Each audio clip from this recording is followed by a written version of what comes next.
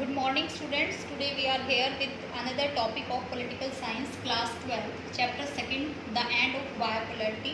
Chapter second हम कर रहे हैं सेकंड बुक का फर्स्ट बुक का द एंड ऑफ बायोपोलैरिटी यानी दो ध्रुवीयता का अंत।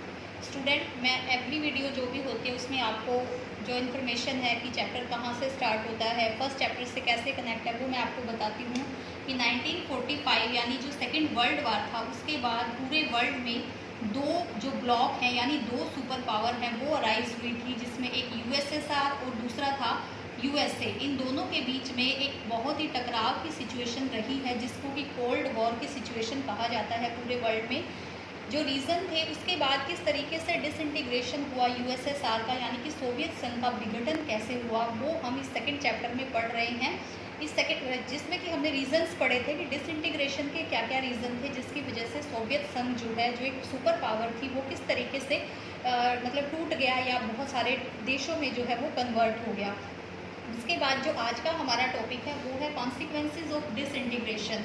देखिए कोई भी इंसिडेंट होता है, कोई भी घटना होती है, उसके पीछे बहुत सारे रीजंस होते हैं। उसके बाद जैसे ही वो इंसिडेंट हुआ उसके परिणाम आते हैं यानी कि रिजल्ट आता है। तो जो डिसइंटीग्रेशन था उसका रिजल्ट हम देखेंगे कि पूरे वर्ल्ड पे इसका क्या इफेक्ट हुआ, क्योंकि एक सुपर पावर का पतन हो जाना, एक सुपर पावर का जो है ख़त्म हो जाना, उसका परिणाम जो है वो हर एक देश उसको फेस करेगा। तो उसका क्या परिणाम रहा, एशिया के देशों पर उसका क्या असर रहा या यूरोप के देशों पर उसका क्या असर रहा, खुद यूएसएसआर की सिचुएशन क्या रही, उनमें से कौन सा देश सबसे ज़्यादा ताकतवर बन के उभरा, कोल्ड वॉर की स्थिति क्या रही, वो हम उसके परिणाम जो है वो मेनली इसमें स्टडी करेंगे। तो जो कॉन्सिक्वेंसेस थे वो मेनली 3 कॉन्सिक्वेंसेस माने जाते हैं। जो फर्स्ट कॉन्सिक्वेंसेस है वो है end of cold war confrontation, second consequences है इसका चेंज इन पावर रिलेशन, और थर्ड कॉन्सिक्वेंसेस है इसका emergence of many new countries. तो हम इन वन बाय वन देख लेते हैं। पहले है end of cold war confrontation, यानी कि जो कोल्ड वॉर की एक टकराव की सिचुएशन थी पूरे वर्ल्ड में अब वो ख़त्म हो चुकी थी। जो टकराव था वो दो सुपर पावर के बीच में था, यूएसएसआर और यूएसए में, तो वो स्थिति अब ख़त्म हो चुकी थी। अब इसमें जो टकराव जो है वो काफ़ी सारी चीज़ों के बीच में जैसे माना गया था। सबसे पहला एक जो कन्फ्रंट्रेशन था वो था आइडियोलॉजिकल। देखो आइडियोलॉजिकल डिस्प्यूट वॉज ओवर, यानी कि जो आइडियोलॉजी में जो डिस्प्यूट था, एक डिस्प्यूट की सिचुएशन बनी हुई थी, अब वो ख़त्म हो चुकी थी।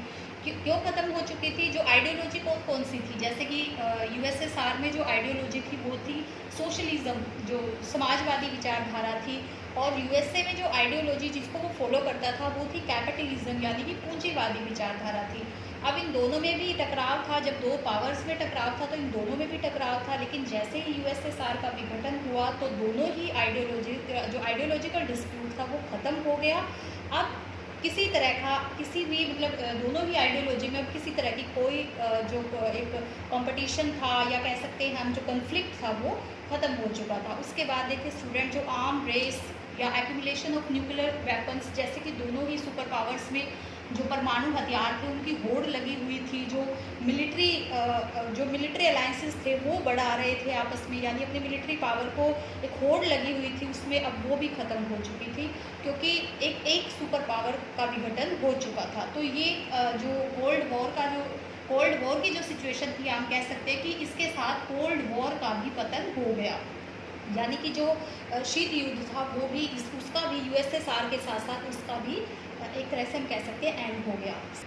सेकंड जो कॉन्सिक्वेंसी थी हमारे सामने वो क्या थी, या जो सेकंड दूसरा परिणाम जो था वो क्या था, इसका change in power relation. Change in power relation का मतलब क्या है कि जो पावर रिलेशन मतलब क्या था कि जो पावर थी पहले, जो सुपर पावर्स थी दोनों, अब उनका जो रिलेशन था वो कैसा, उसमें क्या परिवर्तन आया मेनली हम कह सकते हैं।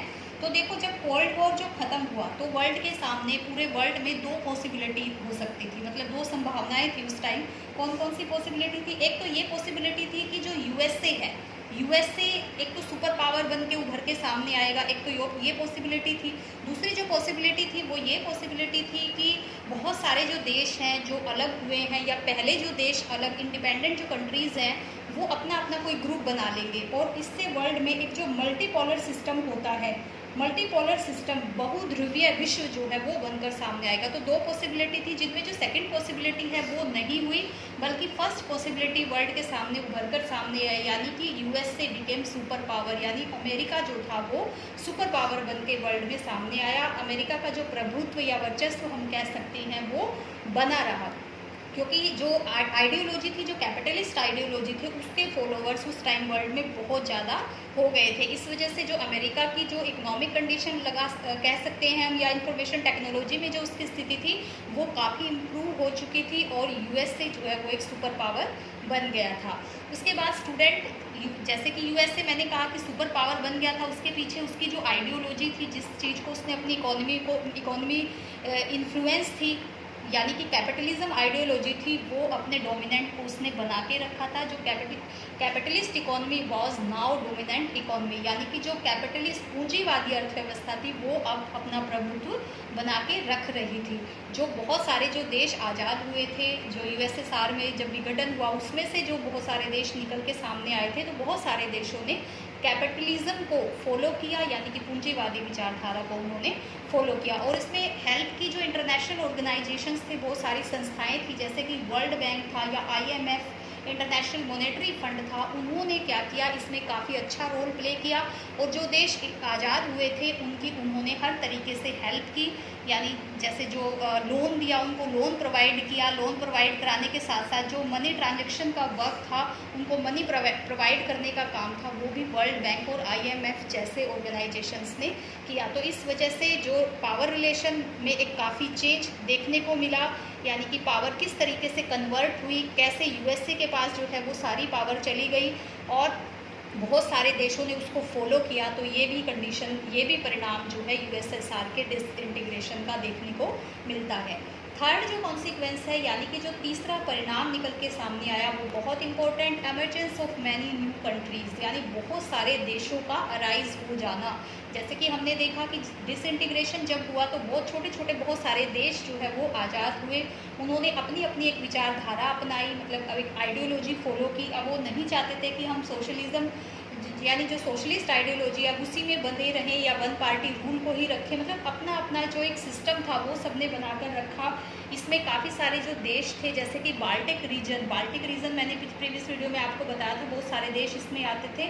तो बाल्टिक रीजन के जो देश थे या ईस्ट यूरोपियन कंट्रीज़ जो थे, जो पहले सोवियत संघ से जुड़े हुए थे, अब उन्होंने अपना रिलेशन जो है यूएसए के साथ जोड़ा। और जो उनका मिलिट्री अलायंस था नाटो, ये भी आपको बता चुकी हूँ प्रीवियस चैप्टर में, इसके साथ उन्होंने अपने रिलेशन बनाए, अपनी एक अलग विचारधारा रखी। कहने का मतलब है कि अपनी जो प्रेफरेंस थी उनको उन्होंने इम्पोर्टेंस दी, जो उसको मतलब अपनी प्राथमिकता को उन्होंने सामने रखा, ना कि अब वो यूएसएसआर के द्वारा दिए गए जो रूल थे, जो रूल रेगुलेशन थे, अब उनको वो फॉलो कर रहे थे। इसी तरीके से जो सेंट्रल एशियन कंट्रीज़ थे, जिनका कि यूएसए के साथ काफ़ी अच्छा रिलेशन था, अब वो अपनी जो जोग्राफिकल उनकी जो कंडीशन थी, अब उसके एडवांटेजेस लेना चाहते थे।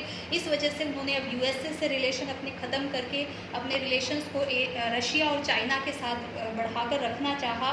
तो इस तरीके की सिचुएशन जो है वो वर्ल्ड में अराइज हो गई कि छोटे छोटे देश जो है वो अपनी एक अलग पहचान बनाना चाहते थे, अपनी सवर्जनिटी को इम्प्रूव करना चाहते थे, अपनी सवर्जनिटी को सेफ करना चाहते थे। तो तीसरा परिणाम वर्ल्ड के सामने ये उभर कर सामने आया कि बहुत सारे छोटे छोटे देश जो है अराइज हो गए, और जो लिबरल डेमोक्रेसी है उसको देशों ने अडोप्ट किया, बजाय कि जो वन पार्टी रूल है, डिक्टेटरशिप है, उसको नेग्लेक्ट करके उन्होंने एक जो लिबरल डेमोक्रेसी होती है उसको चूज़ किया, और अपने देश के लिए जो भी इकोनॉमी उनके लिए बेस्ट लगती थी, उनके फेवर में लगती थी, उसको उन्होंने फॉलो किया। जिसमें कि हम कह सकते हैं कि जैसे उन्होंने कैपिटलिज्म को फॉलो किया, या काफ़ी अच्छी चीज़ों की, जैसे सोशलिज्म की और कैपिटलिज्म की, दोनों की अच्छी अच्छी चीज़ों को फॉलो किया। तो इस तरह की सिचुएशन जो है वो वर्ल्ड में बन चुकी थी। तो बहुत इंपॉर्टेंट क्वेश्चन बन जाता है हमारे consequences of disintegration of USSR. तो तीनों जो इसके पॉइंट्स हैं वो आपने बहुत अच्छे से स्टडी करने हैं। इसमें से कई बार 1 मार्क का क्वेश्चन भी पूछ लिया जाता है। नेक्स्ट हमारा जो टॉपिक है वो है शॉक थेरेपी, जो हम नेक्स्ट वीडियो में स्टडी करेंगे। वेरी इंपॉर्टेंट टॉपिक, आपने बहुत अच्छे से स्टडी करना है वो भी। और ये जो पूरा टॉपिक है आप अपने एनसीईआरटी बुक में से अच्छे से स्टडी करेंगे। उसके बाद इस पे बेस्ड जो भी क्वेश्चन बनता है वो मैं आपको जो पीडीएफ के थ्रू जो प्रोवाइड कराती हूँ वो मैं आपको करा दूँगी। Thank you so much.